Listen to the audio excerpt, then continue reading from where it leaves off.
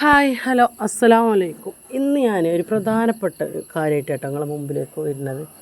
എന്ത് ചോദിച്ചാൽ ഈ അർജുനിൻ്റെ കുടുംബത്തിന് ഒരു തീരെ അന്തല്ലേ എന്ന് ഞാൻ ഒരു നിമിഷം ആലോചിച്ചു പോയി. ഒരു യൂട്യൂബ് ചാനൽ തുടങ്ങി എന്ന് പറഞ്ഞിട്ട് ഇവരിങ്ങനെ വിമർശിക്കാൻ വേണ്ടി എന്താണ് ഇവിടെ സംഭവിച്ചത്? ഏതൊരാളും യൂട്യൂബ് ചാനൽ തുടങ്ങി ഏതൊരാൾക്കും അറിയാം അതിൽ നിന്നും എത്രത്തോളം ക്യാഷ് കിട്ടുന്നുണ്ട് എന്നുള്ളതും എത്രത്തോളം ഇടങ്ങാറായിട്ടാണ് യൂട്യൂബ്. പിന്നെ ഒരു കാര്യം നിങ്ങൾക്ക് കേൾക്കണ്ട, ഈ ഒരു മനാഫ്ക്കാക്ക് ഒരു യൂട്യൂബ് ചാനൽ തുടങ്ങിയിട്ടൊന്നും അരി വാങ്ങേണ്ട ആവശ്യം അവിടെ ഇല്ല. അങ്ങനത്തെ ഒരു ഗതി അതിന് വരാതെ നിൽക്കട്ടെ. അതെന്തുകൊണ്ട് വെച്ചാൽ ചാനൽ തുടങ്ങിയതുകൊണ്ട് വെച്ചാൽ അപ്പോഴേക്കപ്പോൾ നടക്കുന്ന സംഭവം നമ്മളെ അറിയിക്കാലോ എന്ന് കരുതിയിട്ടാണ്. നല്ലൊരു മനസ്സിൻ്റെ ഉടമയാണ് മനാഫ്ക്ക. ഞാൻ പറയാതെ തന്നെ നിങ്ങൾക്കറിയാം, ഞാൻ പറഞ്ഞാണ്ട് നിങ്ങളെ ഇതാക്കണമില്ല. കാരണം ലോകത്തിലെല്ലാവർക്കും ഇപ്പോൾ മനാഫ്ക്ക എന്താണെന്നുള്ളത് അറിയാം. അപ്പോൾ എനിക്ക് ഇങ്ങോട്ടൊരു കാര്യം പറയാനുള്ളൂ. ഒരു യൂട്യൂബ് ചാനൽ തുടങ്ങിയെന്ന് വിചാരിച്ചു കണ്ട് നമ്മൾ ആരും കോടീശ്വരന്മാരായിട്ടില്ല, ആകില്ല. അത് ആകണമെന്നുണ്ടെങ്കിൽ നല്ല റിസ്ക് എടുക്കുകയും വേണം. 1000 സബ് 4000 മണിക്കൂർ ആയി കഴിഞ്ഞിട്ട് പിന്നെ അതൊക്കെ ഒന്ന് ലെവലായി വന്ന് പൈസ കറങ്ങി മാസങ്ങൾ പിടിച്ചു. അവിടേക്കാണ് ഇവർ യൂട്യൂബ് ചാനൽ തുടങ്ങി പൈസക്കാരനാകാൻ നോക്കിയെന്ന്. അർജുനിൻ്റെ അളിയൻ പാവമാണ് കേട്ടോ. അർജുന് പാവം, അത് മരിച്ചു പോയി. പക്ഷേ ഈ ഒരു അർജുനിൻ്റെ അളിയനും പെങ്ങന്മാർക്കിട്ടേക്കൊന്ന് തീരെ അന്തല്ലാതായിപ്പോയോ എന്നിങ്ങനെ ആലോചിച്ച് ഞാൻ പോയിട്ടോ. വയനാട്ടിലൊക്കെ എത്രങ്ങാനും ആൾക്കാരാണ് ബുദ്ധിമുട്ടണത് ഇന്നും. അവിടേക്ക് നമ്മൾ അർജുനിൻ്റെ ഭാര്യയ്ക്ക് ഒരു സർക്കാർ ജോലി കൊടുത്ത് അവർ സംരക്ഷിച്ച് എല്ലാം ഈ ഒരു ജനങ്ങളൊരൊറ്റ വാക്കുകൊണ്ട് എല്ലാം റെഡിയായി. ഇപ്പോൾ പിടിച്ചിട്ട് അവർ അർജുനിൻ്റെ ഫാമിലിക്കില്ലാത്തൊരു കുറ്റമല്ല കേട്ടോ മനാഫ്ക്കാക്ക് വേണ്ടി. എന്താണ് ആ മനാഫ്ക്ക ചെയ്തിരിക്കണമെന്നുള്ളത് എല്ലാവർക്കും അറിയാം. പടച്ച റബ്ബിനും ശരിക്കും അറിയാലോ. അതുകൊണ്ട് ഇതിൻ്റെയൊക്കെ സത്യം തെളിഞ്ഞിട്ട്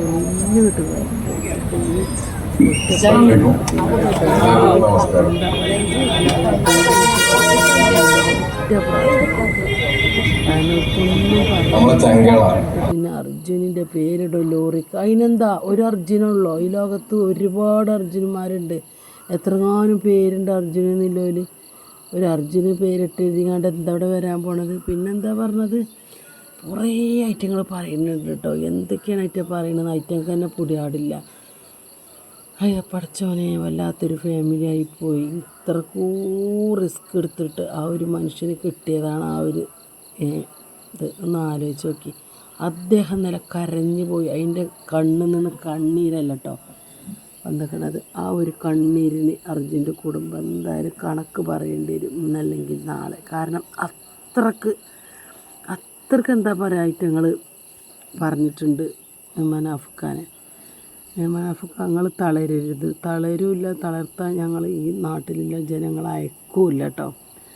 കാരണം നിങ്ങളെപ്പോലെ നല്ലൊരു മനസ്സുള്ള ഒരു മനുഷ്യനും നമ്മളാരും കണ്ടിട്ടില്ല. 72 ദിവസമാണ് ഊണും ഉറക്കവും ഇല്ലാതെ നിങ്ങളെ വീട്ടിൽ നിന്ന് നിങ്ങളെ വിളിച്ച് മക്കൾക്കാർക്കും സുഖമില്ല എന്ന് പറഞ്ഞിട്ട് പോലും നിങ്ങൾ പോയിട്ടില്ല. നാളെ വരാൻ നോക്കട്ടെ കുട്ടീനെ, ഇതൊക്കെ നാളെ വരാമെന്നും പറഞ്ഞിട്ട് പോലും പോകാതെ നിന്ന ഒരു മനുഷ്യനാണ്. മാത്രമല്ല ഇദ്ദേഹത്തെ ഞാൻ നേരിട്ട് എൻ്റെ അടുത്ത് വെച്ച് കണ്ടു.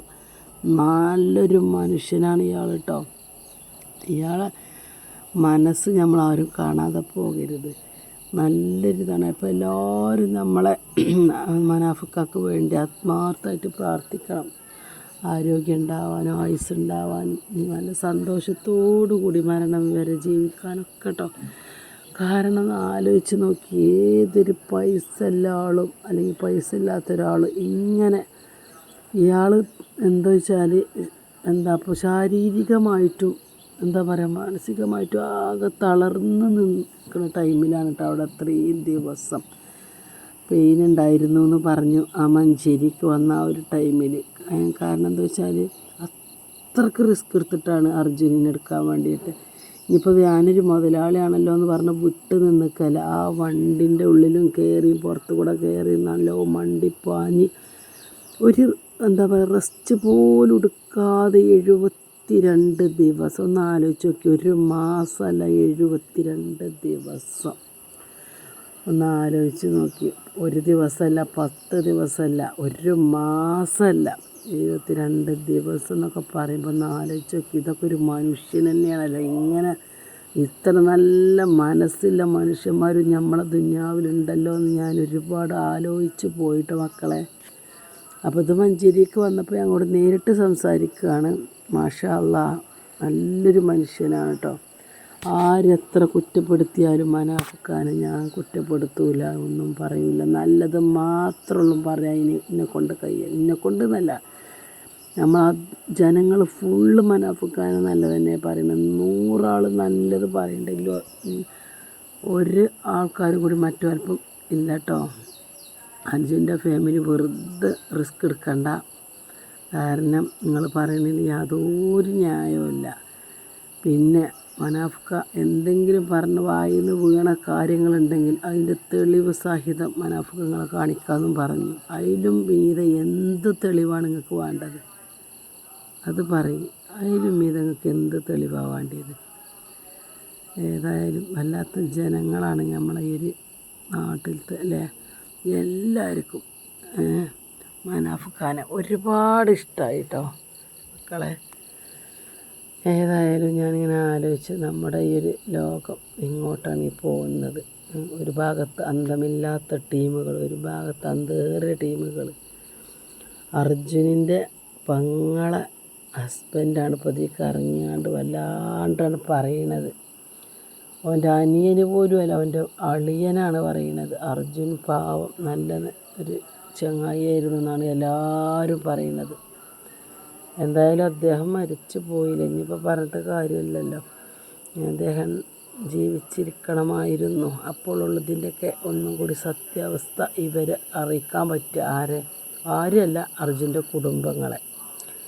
എന്തെങ്കിലും ഒരു കടലാസിൽ എന്തെങ്കിലും എഴുതി വെച്ചത് കിട്ടുകയാണെങ്കിലും നമുക്കത് പറ്റിയിരുന്നു. പക്ഷേ അങ്ങനെ ഇനിയിപ്പോൾ അഥവാ കിട്ടിയാലും അവൻ്റെ കുടുംബം അത് പാത്തക്കും. എന്തായാലും അർജുനൻ എത്രത്തോളം നല്ലതാണെന്നുള്ളതും മനാഫിക്ക എത്രത്തോളം നല്ലതാണെന്നുള്ളതും എല്ലാവർക്കും ഞാൻ പറയാതെ തന്നെ ശരിക്കും അറിയും. അതുകൊണ്ട് അദ്ദേഹത്തിനെ ഓരോന്ന് പറഞ്ഞ് കുറ്റപ്പെടുത്താനോ കേസ് കൊടുക്കാനോ കച്ചറക്കോ അതിനെ ഭീഷണിപ്പെടുത്താനൊന്നും ആരും ആയിട്ടില്ല. ആരും അതിന് നിൽക്കുകയും വേണ്ട കേട്ടോ. വെറുതെ ഓരോന്ന് പറഞ്ഞ് തമ്മിൽ തല്ലണ്ട, സ്നേഹിച്ച് മരിക്കും. അതാണ് നമുക്ക് വേണ്ടിയത്. ഈ ദുന്യാവല്ല നമുക്ക് വലുത്, നാളെ ആഖിറത്തൊക്കെ എല്ലാവർക്കും പോകാനുള്ളതാണ്. അതുകൊണ്ട് തമ്മിൽ തല്ലാതെ തമ്മിൽ സ്നേഹിച്ച് ചിരിച്ച് ഒന്നും കൊടുക്കാൻ കഴിയില്ലെങ്കിൽ ഒരു പുഞ്ചിരിയെങ്കിലും കാണിച്ച് അദ്ദേഹം മറ്റുള്ളവരെ നമ്മൾ ആശ്വസിപ്പിച്ച് സന്തോഷത്തോടു കൂടി ജീവിച്ച് മരിക്കാൻ നോക്കുക എല്ലാവരും. ഈ പറയുന്ന ഞാനടക്കം, എന്നോട് ഞാൻ തന്നെ പറയാട്ടോ. അങ്ങനെ നല്ല സന്തോഷവതിയായി ജീവിക്കണം എല്ലാവരും. അപ്പോൾ ഈ മനാഫിക്ക ഇങ്ങനെ പ്രസംഗിക്കുന്ന അടിയിൽ റോട്ടിൽ കൂടെ ലോറി പോയിട്ടോ. അപ്പോൾ മനാഫിക്ക പറഞ്ഞത് കേൾക്കണം നിങ്ങൾക്ക്.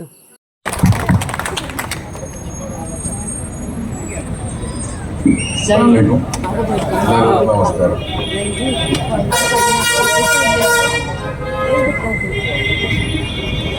നമ്മളെ ചങ്കള ഞാൻ ഇങ്ങനെ വേദിയിൽ നിന്ന് പ്രസംഗിച്ച് പരിചയമില്ല. ചാനലാരെ വായിക്കുമ്പോൾ അധികം പ്രസംഗിച്ച് എക്സ്പീരിയൻസ് ആയിരിക്കും.